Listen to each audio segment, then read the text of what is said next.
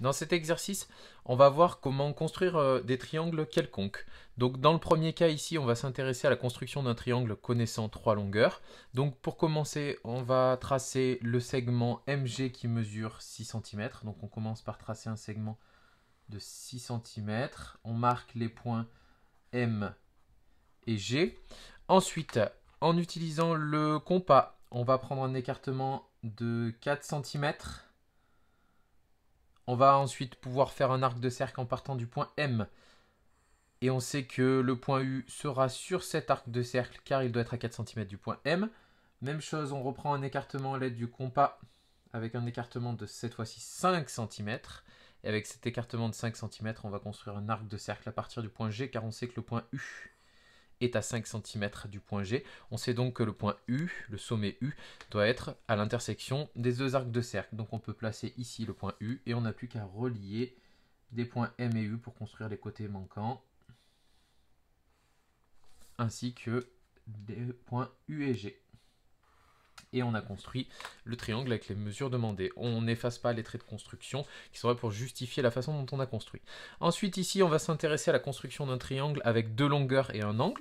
Donc on va commencer par construire le côté AB qui mesure 6 cm. On marque les points A et B. Pour pouvoir construire ici un angle de sommet B mesurant 110 degrés, on va utiliser le rapporteur comme vu dans une précédente leçon. On place la cible de notre rapporteur sur le point B, la graduation 0 extérieure au niveau du côté BA, et on va aller lire 110 degrés. Attention, on va lire sur la graduation extérieure, on doit bien avoir un angle obtus. Donc on fait une petite marque ici. On trace le deuxième côté de l'angle.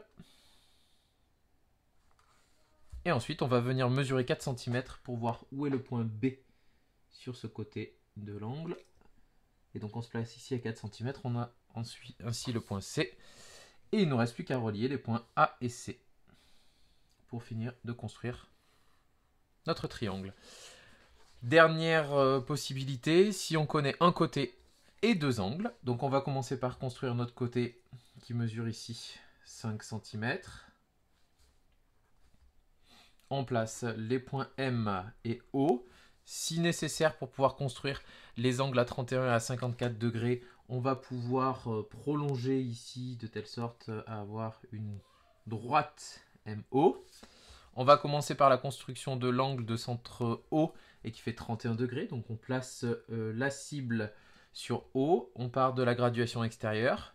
On va lire ici 31 degrés, donc on fait une petite marque, ce qui va nous permettre de construire le deuxième côté de l'angle à 31 degrés qui passe par cette petite marque ici. On répète l'opération avec un angle à 54 degrés en partant du point M. Donc on s'aligne ici sur le côté MO. Et donc là, on va cette fois-ci regarder la graduation intérieure. Donc on va aller de 0 à 54, donc juste avant 55. On se place sur l'extérieur pour être un peu plus précis. Et on va pouvoir ainsi tracer le deuxième côté de cet angle à 54 degrés.